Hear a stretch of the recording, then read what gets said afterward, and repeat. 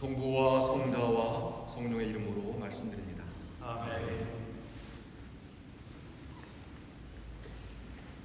사랑하는 교회 여러분, 지난 한 주간 어떻게 보내셨는지요?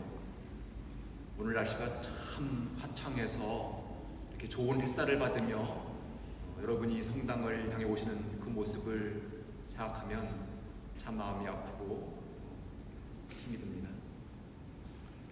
오늘은 사순사주일이면서 장미주일을 맞이했습니다. 제 수일 첫날부터 오늘까지 사순절기의 절반을 이렇게 보내고 있습니다. 이런 방식으로 사순절기를 보내는 것이 너무 낯설고 힘이 듭니다.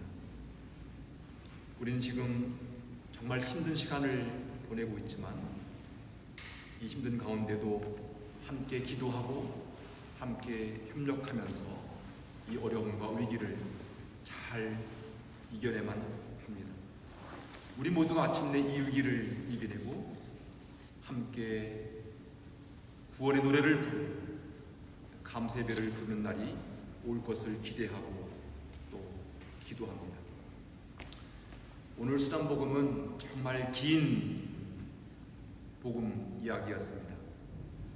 이 긴 복음 이야기를 압축하고 또 압축하면 아마 주님은 세상의 빛이다 하는 그 빛의 이야기와 그리고 그 빛 가운데에서 본다는 것이 무엇일까 하는 것으로 압축될 것 같습니다. 우리는 이 눈으로 어떤 사물이나 현상을 봅니다. 우리가 볼 수 있다는 것은 얼마나 큰 축복인지 모릅니다. 어린아이들이 웃는 모습과 노는 모습을 보는 할머니, 할아버지 눈은 정말 행복합니다. 사랑하는 사람을 바라보는 그 눈도 행복합니다. 추운 대지를 뚫고 나온 새싹을 보는 것, 그리고 이제 막 화사하게 피어나는 꽃들을 보는 눈도 행복합니다. 우리가 사물이나 현상을 바로 보려면 반드시 밝은 빛이 있어야만 합니다. 어둠 속에서는 제대로 볼 수가 없습니다. 밝은 빛이 있어도 우리의 눈이 어두우면 바로 볼 수가 없습니다. 우리의 눈으로 분명히 보았다고 확신하지만 잘못 보는 경우도 참 많습니다. 너무 가까이 있거나 너무 멀리 떨어져서도 제대로 보지 못할 경우가 많습니다. 무언가에 눈이 멀거나 고정관념이나 편견에 사로잡혀서도 바라보지 못할 때가 많습니다. 때로는 눈을 뜨고 있을 때보다 눈을 감고 있을 때 더 선명하게 보이는 것들도 있습니다. 우리 눈과 마음은 서로 연결되어 있습니다. 그래서 사람은 눈은 마음의 창이라고 말합니다. 눈이 맑고 깨끗하면 마음도 맑고 깨끗합니다. 반대로 눈이 어두우면 마음도 어둡기 마련입니다. 이 두 눈이 서로 다른 것을 보고 있으면 마음도 분열되어서 일치를 이룰 수가 없습니다. 우리 모두는 다양한 경험을 통해서 판단 기준이나 어떤 고정관념을 만들어냅니다. 그리고 그런 경험들이 쌓이고 또 쌓이면 나름대로 인생관이나 신앙관 그리고 세계관을 구축합니다. 이렇게 형성된 인생관, 신앙관, 세계관은 사물이나 역사를 바라보는 눈이 되고 판단이나 평가의 기준 혹은 틀이 되기도 합니다. 그러므로 우리 인생관이나 신앙관 그리고 세계관이 잘못 형성되어 있으면 자신은 물론 많은 사람들을 힘들게 합니다. 때로 믿음이 좋다는 사람들 혹은 자기 확신이 아주 분명하고 강한 사람들 때문에 세상은 종종 어려움을 겪을 때가 있습니다. 우리는 지금 신천지라는 아주 이상한 교회에 대한 많은 정보를 접하고 있습니다. 신천지의 전도 방식이나 성장 과정을 보면서 놀라지 않을 수 없습니다. 신천지에 빠진 사람들은 우리들의 믿음보다 더 뜨겁고 열정적입니다. 그들은 우리보다 더 열심히 모이고 성경 공부를 더 많이 하고 열정적으로 전도하며 더 뜨겁게 예배를 드립니다. 그들의 마음을 사로잡은 것은 무엇일까요? 그들은 무엇을 기대하면서 그렇게 열광했을까요? 그들이 보려고 했던 것들, 보고 싶었던 것들은 또 무엇일까요? 그들의 믿음과 우리의 믿음은 어떤 차이가 있는 것일까요? 우리는 오늘 이런 질문, 물음을 가지고 오늘 성서 말씀을 살피려고 합니다. 오늘 이 독서는 새로운 왕을 세우기 위해서 선지자 사무엘이 베들레헴을 찾아간 이야기입니다. 사무엘은 이세의 아들들을 불러서 성별하라고 합니다. 첫 번째 아들부터 여러 명의 아들들이 왔고요. 그 아들들은 다 겉모양, 외모로는 아주 출중했습니다. 사실 사무엘은 첫 번째 왕 사울을 세울 때도 같은 방식으로 했습니다. 사울은 키가 컸고 잘생겨서 이 나라에 이만한 인물이 없다고 말했지요. 사무엘은 한 번 그런 실패를 경험했습니다. 우리들도 사람들의 겉모양, 외모에 눈과 마음을 빼앗길 때가 얼마나 많은지. 우리의 눈은 자연스럽게 예쁜 여자나 잘생긴 남자에게 향합니다. 우리 사회는 그 어느 때보다도 외모를 아주 중요하게 여기는 그런 사회입니다. 그래서 사람들은 더 젊고 더 예쁘게 보이려고 많은 노력을 합니다. 결혼 상대도 사람의 됨됨이나 진실한 사랑보다는 외모나 조건을 더 중요하게 여깁니다. 직업을 구할 때도 먼저 외모를 보고 다른 능력이나 조건을 봅니다. 그래서 얼굴이 예쁘면 모든 것이 용서되지만 얼굴이 안 되면 용서가 안 된다는 그런 말까지도 합니다. 우리는 젊음과 아름다움을 유지하면서 건강하게 살려고 노력해야 합니다. 그러나 어떤 외모로, 겉모양으로 사람을 판단하거나 평가하는 것은 주님께서 원하시는 방식이 아닙니다. 사무엘이 외모로 보고 판단하려고 했을 때 하나님은 이렇게 말씀하십니다. 사람은 겉모양을 보지나 나 여호와는 속마음, 중심을 본다고 말씀하십니다. 하나님은 지금 우리들의 속마음, 중심을 보시고 그 너의 마음 중심이 어디를 향하고 있는가 그렇게 묻고 계십니다. 오늘 복음은 날 때부터 소경했던 사람이 눈을 뜨게 됐다는 놀라운 이야기입니다. 보지 못하던 사람이 눈을 떠서 본다는 것은 얼마나 감격스럽고 얼마나 신나는 일인지, 정말 새로운 세상이 열리는 것이죠.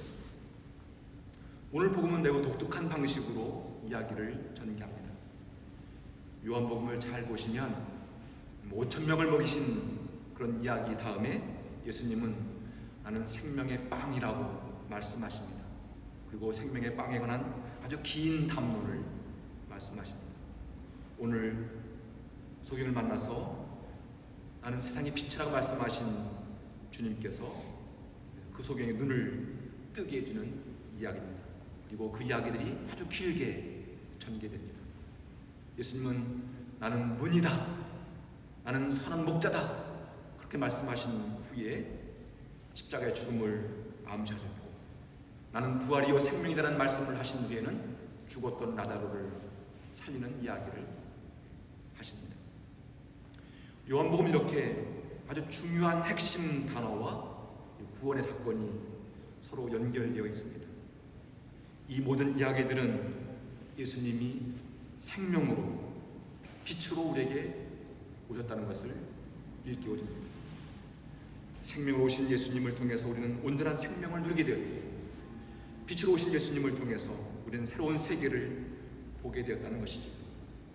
더 나아가서 생명과 빛으로 오신 그 주님을 통해서 우리는 하나님의 영광을 보게 되었고, 그 영광에 참여하는 것이 바로 구원이라는 말씀입니다. 우리의 민요 판소리 가운데 심청전이라는 판소리가 있습니다. 눈먼 아버지를 위해서 공양님이 300석에 팔려간 심청의 오심은 참으로 지극합니다. 그리고 자신을 위해서 어린 딸 심청이가 팔려간 것을 알게 된 아버지의 마음도 이루 말할 수 없이 쓰리고 아픕니다. 오랜 고생 끝에 아버지와 딸이 만나는 그 장면에서 판소리를 듣는 청중들은 눈물을 흘리지 않을 수 없습니다. 신봉사가 딸 청이를 향해 달려가는 그 대목에서 많은 감동을 받습니다. 그리고 신봉사가 딸을 부둥켜 안고 청이야! 이렇게 외치면서 그 순간 눈을 뜨고 그에게 새로운 세상이 열립니다. 근데 놀라운 것은 심청전에서 이 신봉사만 눈을 뜬 것이 아니라 그 잔치에 초대받은 모든 장님들이 함께 눈을 떴다는 그런 이야기입니다.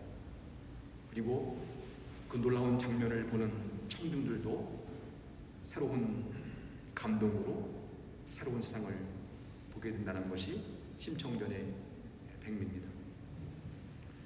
우리 신앙생활은 하나님 안에서 온전한 사람으로 변화되어가는 여정이라고 할 수 있습니다. 우리가 신앙생활을 하면서 회개와 변화와 성장 그리고 성숙이 없다면 우리의 신앙생활은 무엇인가 문제가 있다고 스스로 자가진단을 해야만 합니다. 우리는 아주 다양한 방식과 다양한 계기를 통해서 주님을 만나고 신앙생활을 하고 있습니다. 우리는 다양한 방식으로 주님의 사랑과 은총을 경험하고 신앙의 신비를 체험합니다. 이런 신앙 체험을 통해서 우리의 믿음은 자라고 성장해 갑니다.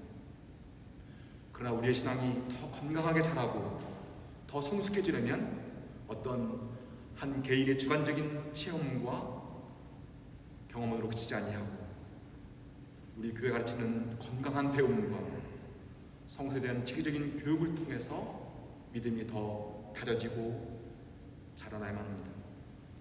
우리의 기도 생활과 봉사 그리고 온 정성을 다해 드리는 예배를 통해서 끊임없이 신앙 훈련을 받아야만 합니다. 이런 과정을 통해서 우리의 믿음은 어떤 균형과 조화를 이루고 더 성숙한 경지에 이르게 됩니다. 소경은 주님을 만나서 멀었던 눈이 떴습니다. 그가 눈을 뜬 후에 예수님에 대한 고백이 조금씩 달라지는 이야기가 바로 오늘 복음 이야기입니다. 사람들이 당신 어떻게 눈을 뜨게 되었소? 이렇게 묻자 그는 예수라는 분이 진흙을 이어 내 눈을 바르고 실로암에 가서 씻으라고 함께 씻었더니 눈을 뜨게 됐다고 말합니다. 그냥 저에게 이런 일이 있었어요 라는 어떤 사실을 말하는 것이지요. 이 말을 들은 바리새파 사람들이 트집을 잡으며 여러 가지 질문을 하자 자기 눈을 뜨게 준 분은 예언자라고 말합니다.